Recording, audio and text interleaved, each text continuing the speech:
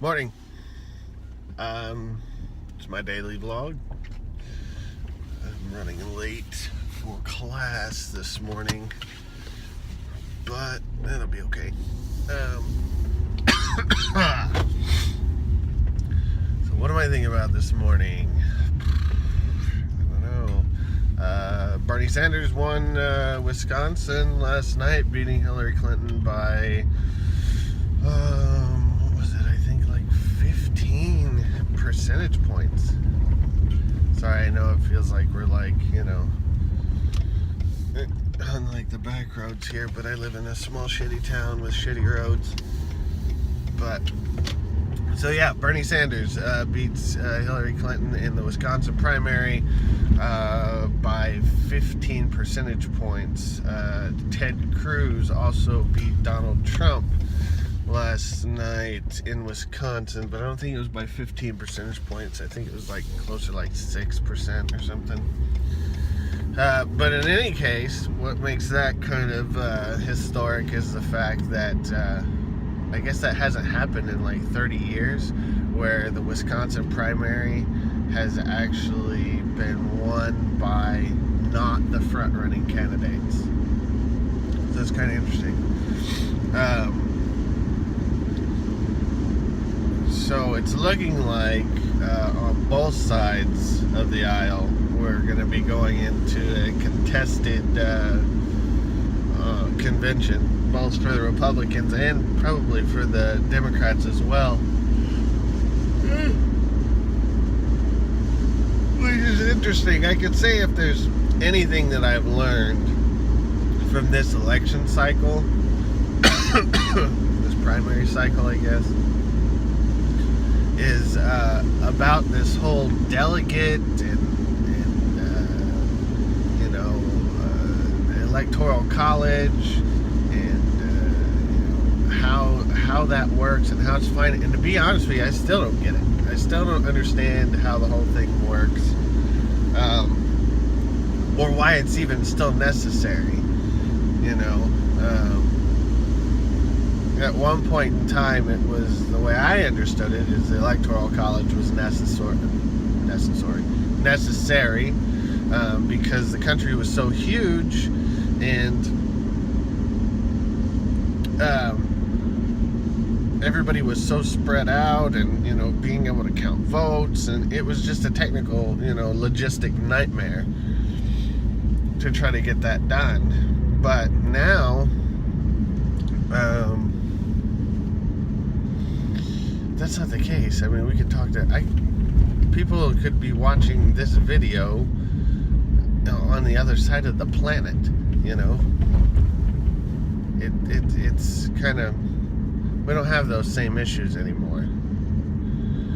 So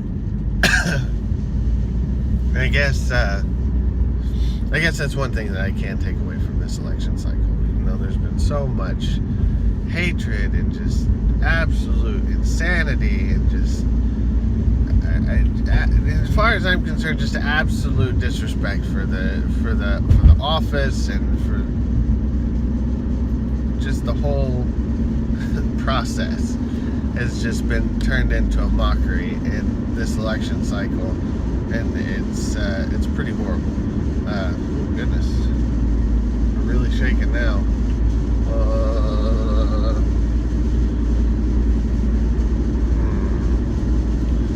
Like that too much. See if there's something I can do to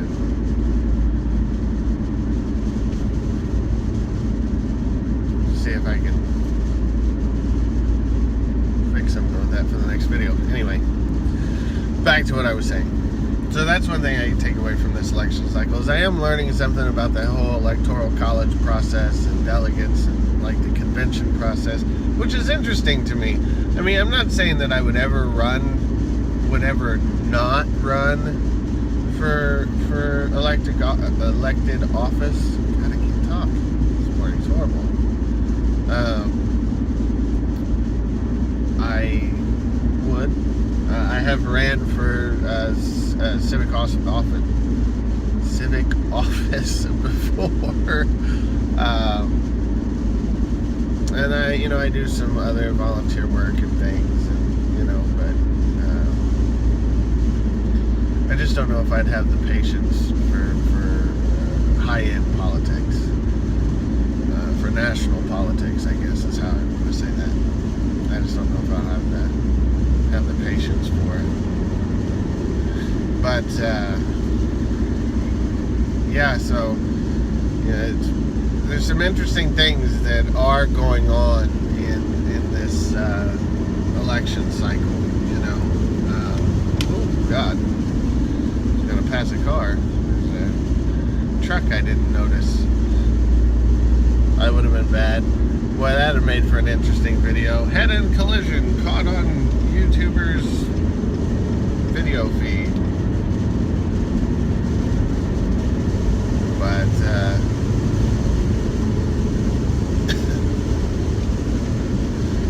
no,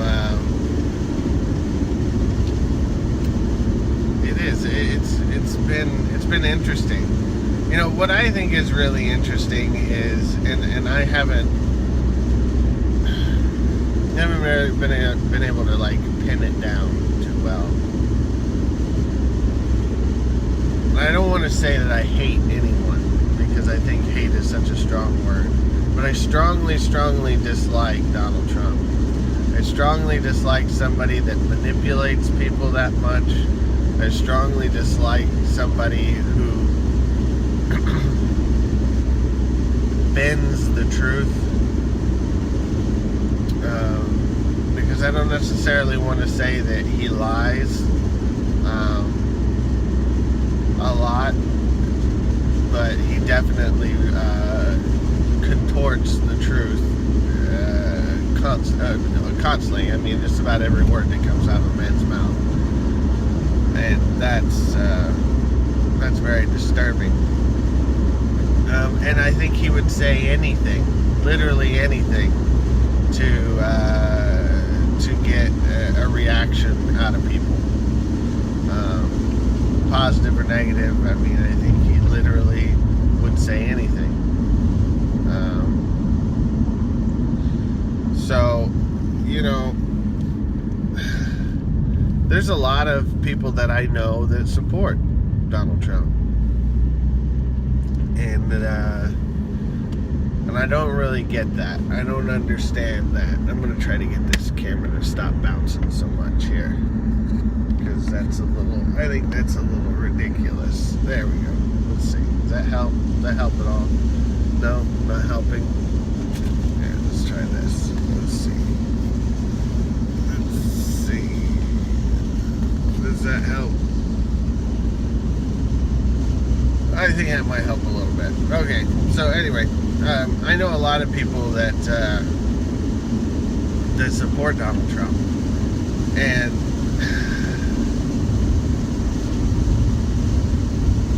I don't necessarily know if they support Donald Trump as much as they just don't support how politics is going anymore.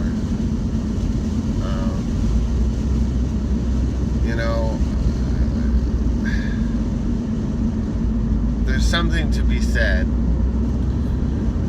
for a Congress of any political standing. I don't care if you're Republican, Democrat. I don't care if you're Libertarian. I don't care. I don't care. Okay? Your job is to govern. Period. That's what you're there for. You're there to make laws. You're there to enforce the laws. You're there to handle national issues, and it's sometimes international issues. That is your job. That's what you're there to do. And I think for far too long, we have allowed Congress to misbehave. And I think people are just tired of it. And they want to see things done differently. You know, Bernie Sanders is all about saying he wants to start this political revolution. And I think that, you know, even if you don't like Donald Trump and you listen to him, what he says, you know, he'll make America great again. He's kind of saying the same thing, but from a different perspective. And really what it comes down to is people are just tired. They're tired of listening to it. Tired of listening to politicians pontificate about how, difficult their job is to sit down and make decisions. It's not going to be easy. That's the reason you're there and everybody else isn't. It's the reason that you were elected. You weren't elected to have a 30-year, 40-year, 50-year career of making over $100,000 a year and working, I don't know, not as much as the lower income people that are grinding it out in the factory 12 hours a day, not making enough money to be able to pay their bills, put food on their table, or take care of their kids. You're not making as much as them, because they're making way less than you, and they're working way harder than you. Every day. You want to talk about hard. So, Congress, I think people are they're fed up. They're fed up with dealing with politicians and their crybaby antics. And I think that's what inspires a lot of people to follow Donald Trump, is because he's very crass, he's very straightforward about how he's feeling at the moment. The problem is he switches how he feels like about every 4.5 minutes.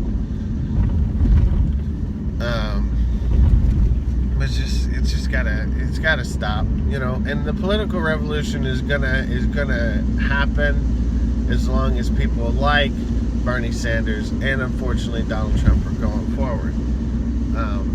I really don't believe that the people that are following Donald Trump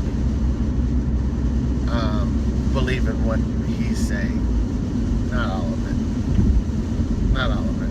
They just want something different. They're tired of dealing with all the crud. They want something different. They want the United States to be secure. We want to have a clear path. But we've been dealing with this stuff for hundreds of years. People's memories are very short. Very, very short. Whenever it comes to any of this stuff. It's every presidential cycle. We're talking about unemployment. We're talking about making the economy better. We're talking about getting more people back to work. It's just constant. Constant. Every election cycle we're talking about. And it's something that everybody's always striving for. It's the human condition to want more than what you have right now. You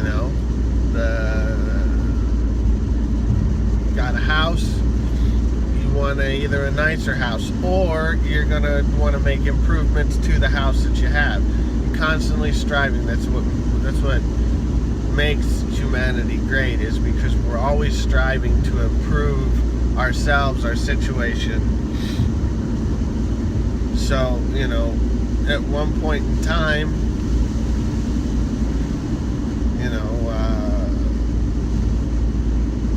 minimum wage was like $5, and it wasn't that long ago either. I want to be clear about that. It wasn't that long ago that it was like $5.80 something. I think it was like $5 something. It was like under $6, okay? It was under $6 an hour, and that was minimum wage, okay? It wasn't that long ago. And then poor people that are like waitresses and in the service industry where you can get tips and stuff, they were making like $2, like under $3 an hour. And that is what you did, And there was a lot of jobs that paid minimum wage, and if you wanted to make double the minimum wage, you were working in a factory, and that was middle class, man. That's what you did. So there's a lot of people that lived on minimum wage at like under $6 an hour. And now we're talking about moving it up to 15. And do I think that minimum wage needs to go up? I don't know. I always get worried about raising the minimum wage. I don't think people are making enough money to survive really right now. I think they're having to struggle way too much.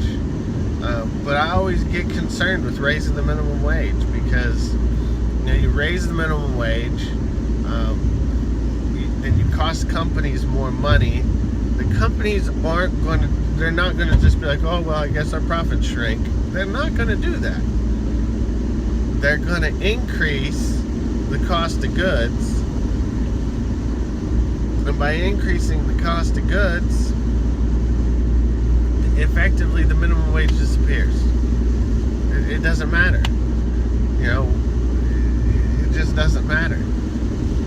And you get a little bit of padding, here and there, but it's just not going to matter.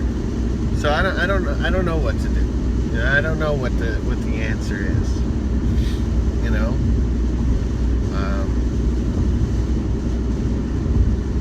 But the point that I was trying to make is we're always talking about making America great again, or starting this political revolution. And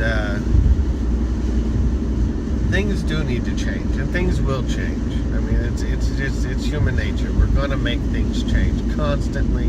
It's always gonna happen. We're always gonna have things changing, moving, shifting, doing something different. It's always gonna happen. The big takeaway I think that we can all appreciate from this election cycle is the amount of participation that we're seeing from all the voter base. There's been record turnouts at caucuses this year. There's been record turnouts at polling places. To the point to where they don't just waste money and make up a ballot for every single person that's registered to vote. They probably did that like 1 year, and then they were like, oh shit, this cost us a lot of money, we better not do that again. So they make up enough ballots to take care of however many people voted last year and what they're predicting the voter turnout's going to be this year. The problem is they can't predict it. They have no idea. They don't know who's going to show up and who's not. So there's been a couple instances where they ran out of ballots. I mean, the polling place was open, the person was there to vote, and they didn't have any damn ballots for them to vote on. So we should be very happy about the fact that so many people are getting involved, because for so long, whenever I grew up, it was always taught, your vote, that doesn't matter, you're just a single person, that doesn't matter, blah, blah, blah. And,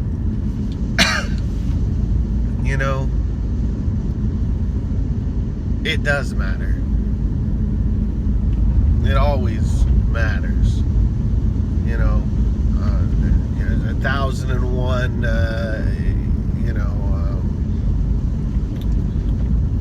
little mantras that you can go by. A journey of 1,000 miles starts with the first step. That's one step. A Million Man March starts with the first man walking. I mean, honestly, that's how it starts.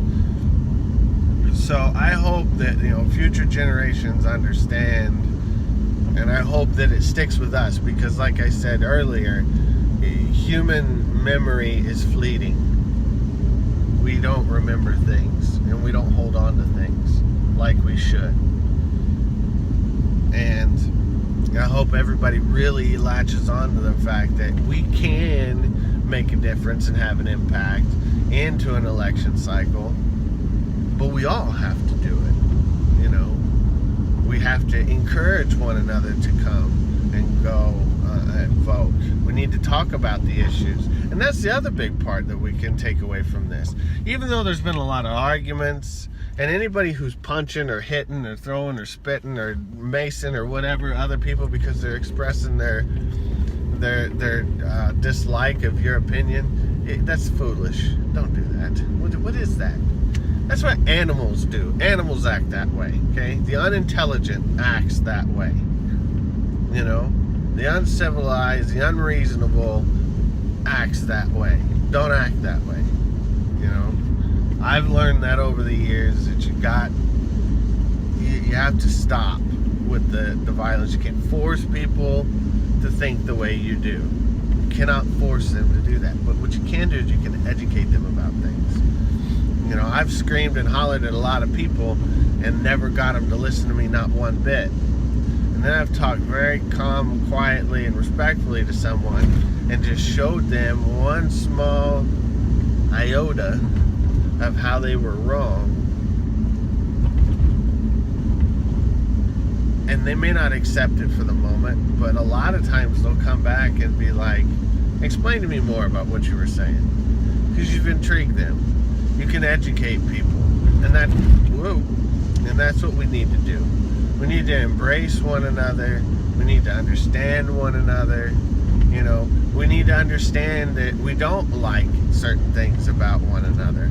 But we need to understand why we don't like those things so that we can articulate that back to the person. You know, if you don't like Donald Trump, sit down and figure out why and intelligently try to be able to put that across. I'm not saying that you're ever going to be able to go to Donald Trump and be like, hey, I don't like you. You know, and this is why, and give him a whole, educated list of why you don't like him, and then he's going to repent and go back and do whatever it is that you want. That's probably not going to happen. But I can guarantee you, if you don't have some way of effectively communicating with him or with any other person, you're never going to get anything. You're just not. You're never going to get anything except for the irrational reactions that we've been seeing. The punches, the hits, the spits, the racial slurs, the macings, everything else. You need to have a rational way of being able to talk to one another. You know? You just have to be. And the other thing is we have to accept the fact that there's going to be a lot of times, probably in my lifetime, when there's going to be a president that's elected that I don't like. I don't like them at all. I think they're horrible, you know?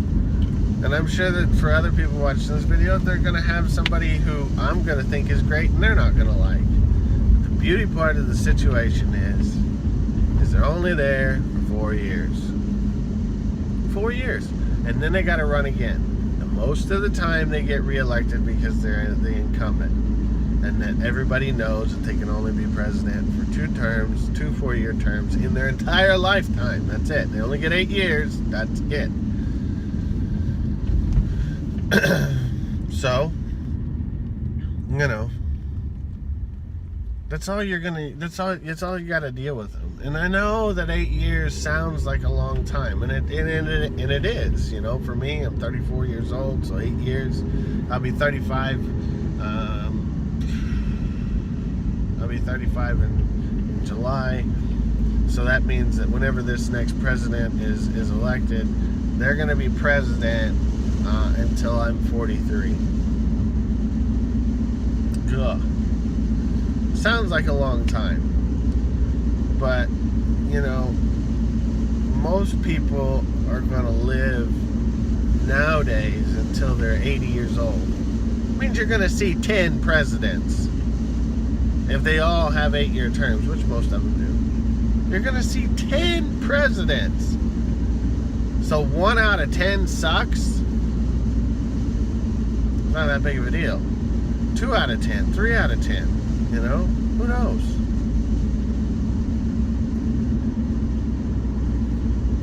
So just keep it in mind that, you know, if the election doesn't go the way that you want, let's not do anything foolish or rash like, oh, you're going to move to the United Kingdom or Britain, or you're going to move to Canada, or, you know, whatever. Just calm down. It's 8 years. And believe me, if they're doing that shitty of a job, they won't even make it 8 years. We've impeached presidents before. We can do it again. The thing is, are they doing that bad of a job? Or are they just doing stuff that you don't necessarily like? That's it, you know? I wasn't a big George W. Bush Jr. fan. wasn't. Didn't think he was that great of a president. But there was a lot of stuff that he did that I actually liked. There's a lot of stuff I didn't like, but there was some stuff that I did like. There's some things that he did that I did support. And that's like the one thing that I want to say in closing. And in the whole theme of this conversation that I had this morning is the fact that it's okay to say that you like something that a Democrat's doing if you're a Republican. It's okay. It's not an all or nothing thing. It really isn't. It doesn't have to be that. That's what causes most of this foolishness to begin with. You can say, I agree with this thing. What makes you Republican, what makes you Democrat is what your beliefs are as a whole. So it doesn't mean that, one little thing or one thing, doesn't even have to be little, but one thing is gonna change you all of a sudden. It's okay. It's okay to agree every once in a while. So don't be such a hardliner. Don't have it all or nothing. You tend to find out that if you sit and you look at things, the answer isn't in the black or the white, it's always in the gray area.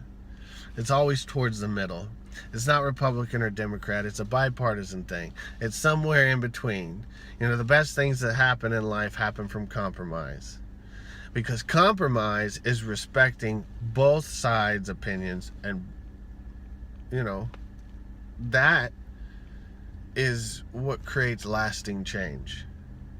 Because if you subjugate somebody else, they're only going to take it for so long. And then they're going to fight back. But if you both give a little, you can make lasting change. So this is a long video this morning, 27 minutes. That's how long it takes me to get to school. So I enjoyed talking about this morning. I hope somebody is watching these videos. If nothing else, it's 27 minutes that my kids can watch sometime in their lifetime if they want. So until next time. See ya.